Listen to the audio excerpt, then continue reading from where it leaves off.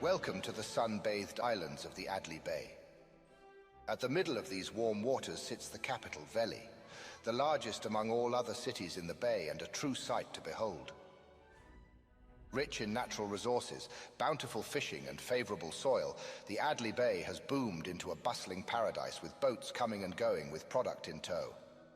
Seaplanes and flying boats, an aeronautical invention only a few decades old and growing in popularity. Those brave enough to pilot a plane tend to do so for an occupational or economical advantage, while others, for crooked reasons. Brew pirates, backwater bootleggers. They taint these lands in choking smog, plunder ingredients and steal from the peaceful locals to forcefully sustain their brewing monopoly. The pirates operate in secrecy from the surrounding landmass of the Marieth and Delholdin nations. Their presence expands, forcing their brews as they rove freely and unchallenged. That was until two unlikely heroes stepped forward. Francie, the daughter of a successful merchant in the Marieth capital, when she learned of her father's shop being ransacked by the pirates for goods used in their brewing production, she vowed to help protect the bay and return what was stolen.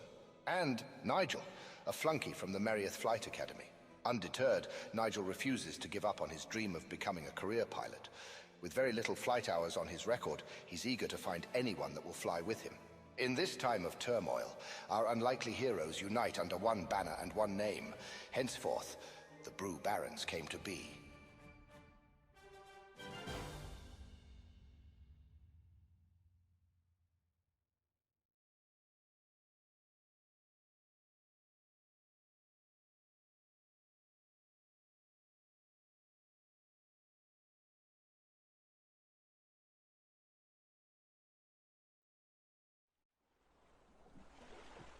All right, we're here. The city of Veli. The last remaining location in the bay that still shines bright with opportunity. Huh. Not a bad place to start a brewing enterprise. I hope the locals won't mind us setting up shop here. Some may be wary, but I'm sure we can sway minds and gather support if we can produce quality brews people actually like. All right then. Let's do this. I just wish we had enough money left over from the renovations to buy a better seaplane.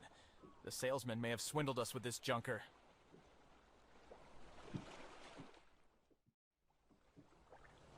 How about that? She floats! As I knew it would. Now before you head off, just a reminder to keep your speed low when entering or exiting any harbors. Harbors often have plenty of boats and obstacles that can cause some real harm to you and your plane if you're not careful, so just keep your throttle low and you'll do fine. I'm more concerned about the illuminated rust holes shining up through the floor. Rust? Just think of it as weight reduction. Anyhow, remember what I said. Oh, and try not to fly too high. That engine has carburetor issues. Bye-bye now. Oh boy. Well, let's see what this thing can do. I'll give you a quick refresher on the plane controls and instruments. Great, let's start. This is our fuel gauge. We have a full tank at the moment and shouldn't need to refuel for a while. Oh, and one role of the co-pilot is to give regular notifications on fuel levels. This meter represents the plane's cargo capacity. Currently, we aren't carrying anything. Take note that a heavily loaded plane will become a bit more sluggish in handling and speed. Highlighted here is our compass, attitude indicator, speed display, and altitude display. This is the engine throttle. Hold the throttle input to gradually raise or lower the plane speed. The throttle amount will remain fixed at that location when released. Just remember to lower your throttle when you want to slow down or stop. The red portion of the throttle bar represents sustained engine damage. Damage will limit engine performance. Below that is the plane health bar. From the looks of it, our plane currently sits around quarter health with reduced engine performance. Next to the throttle bar is the propeller pitch toggle. Simply put, you can invert your propeller angle and make the plane traverse either forwards or reverse. You would only want to use this if the plane gets snagged or stuck. And finally, steering the plane. Simply point the reticle in the direction you want to go, and I'm sure your flying intuition will take over. It's coming back to me now. I recall the ignition button has to be held for several seconds in order to fire the engine up. That's right. Hold the ignition button to start up the plane. Apply some throttle and follow the ring markers. They will lead us to the brewery.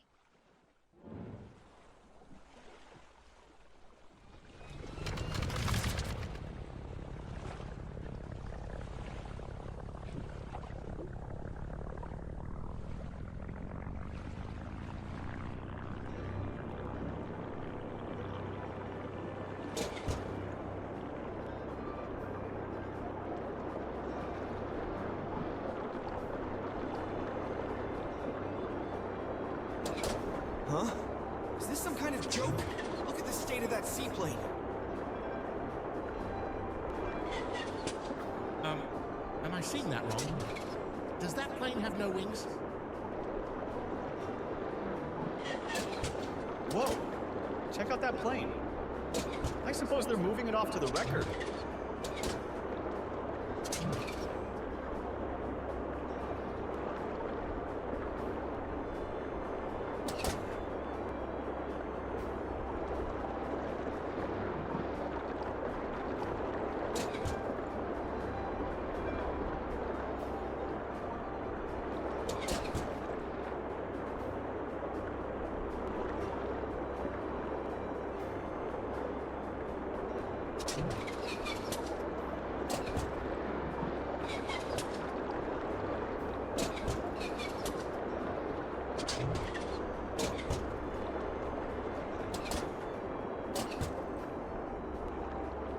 We've arrived at the brewery.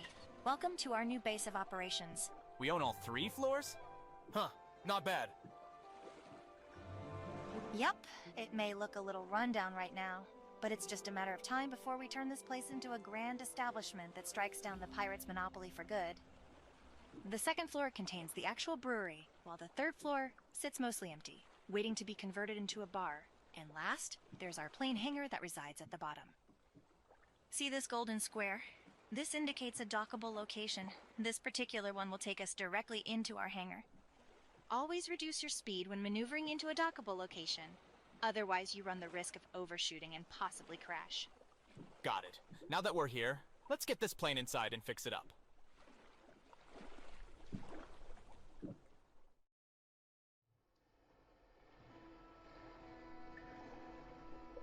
Welcome to the hangar. Let's jump right into the basics. A plane will always need a pilot and co-pilot, which you can assign in the roster tab. You can also assign idle pilots to a few other jobs, such as brewery assistant or bar manager. You can do so by opening the repair tab located on the plane information panel.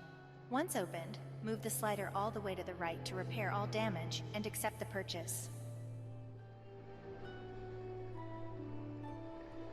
Now that the structural damage is repaired, we can construct some new wings. Start by opening the Modify tab.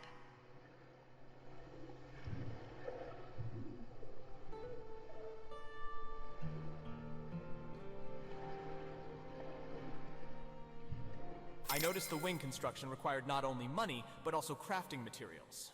I'm sure we'll find more materials while venturing, so we should collect and bring them back. Anyways, I guess we're now ready to fly? We're going to exchange a few bottles of old cider I have for a valuable piece of plane equipment. Let's start by moving all the bottles of cider from the brewery inventory into the plane inventory.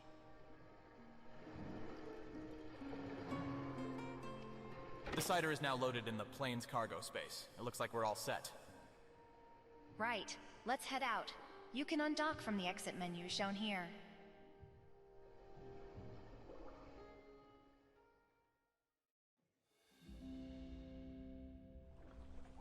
Oil, flaps, rudder. All meters look good. Ready for the maiden flight? You betcha. You can see we now have a delivery contract located in the upper right. The bar is located within eye range, just on the opposing side of the city.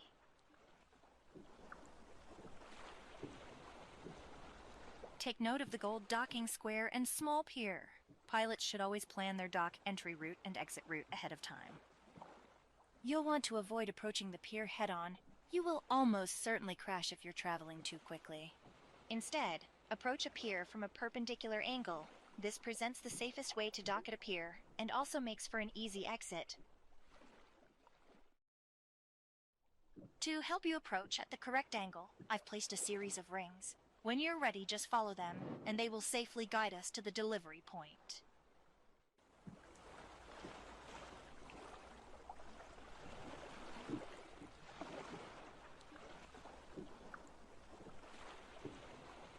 Take note of the ring color as you approach them. Their color will suggest the ideal throttle percent for the smoothest commute. Yellow is 100% throttle. Red is 30% throttle, and 0% just before the goal. I'll remind you of appropriate throttle power mid-flight. Let's start up the plane, throttle up, and get to it.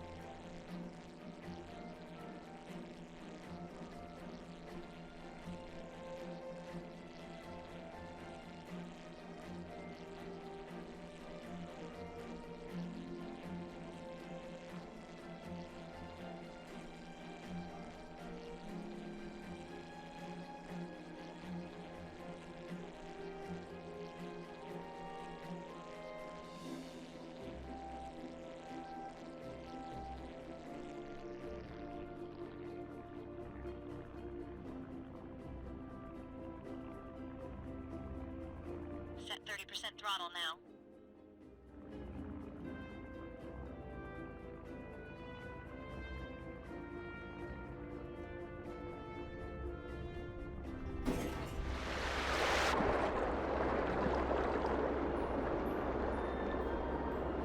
Reduce your speed. Slowly enter the final ring.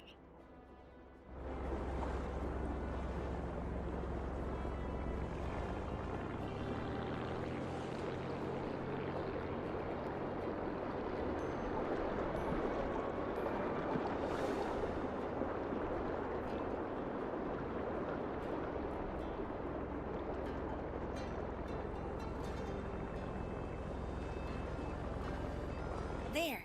That didn't take long at all. See this animated symbol? This means we're in a dockable location. When the dock input is pressed, it will bring up the docking menu. You can press the dock button now. The docking menu comes with several options such as resting or managing your delivery contracts. For now, let's take the first option and enter the establishment to conduct the delivery.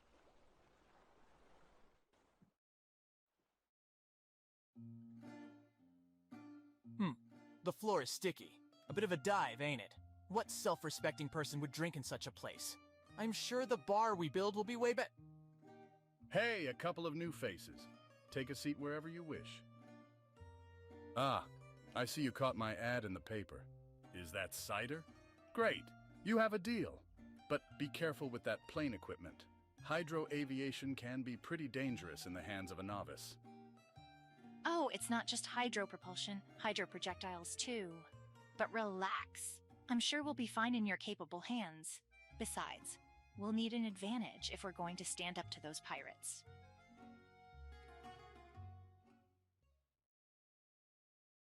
One more adjustment here. And done. You're now set up to boost through the sky with a torrent of high-pressure water blasting behind you. You're also able to shoot water projectiles in front of you. Oh, geez.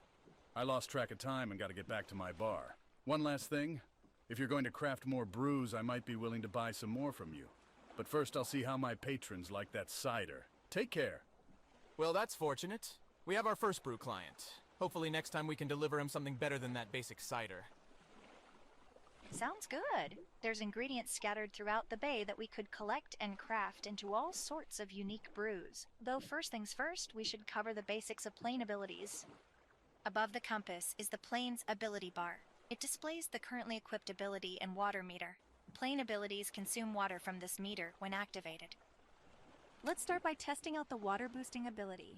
It's great for hopping island to island at rapid speeds or gaining high altitude quickly. To use the ability, we must first refill the water tank. This will happen automatically when we are close to the water and traveling at around 40 knots or more. Once we have enough water, we can use the ability by pressing the primary ability input. Let's start by following the rings and getting into position. Once we're in position, I will give you the signal to hold down the boost ability and keep it held down.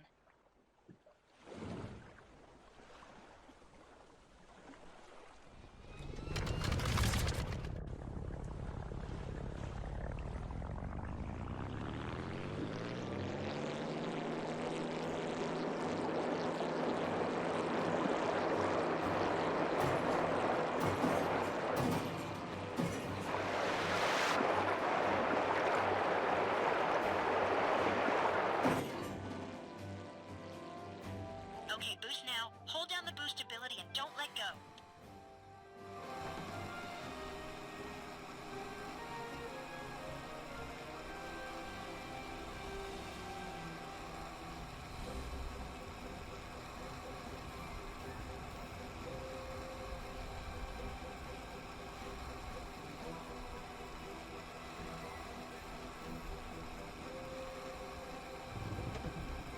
Nigel, are you okay? You look a bit queasy. Whoa, that was intense. I'm just a bit dizzy. I think flying at those speeds takes some getting used to. Check it out. We have a view of the whole island from up here. There's small clusters of apple trees all around. We can try collecting those for our brews. Shoot the apple trees with your water projectiles to knock their fruit off and swoop in to collect them. If a tree runs out of apples, move on to another. A depleted tree will grow back after several days elapse. You can switch to the water gun by cycling the primary ability. Head back down to a lower altitude when you're ready and test out the water projectiles. Sounds like a plan. Let's not forget to refill the water tank when necessary and stay within range of the island. Now let's collect 100 apples.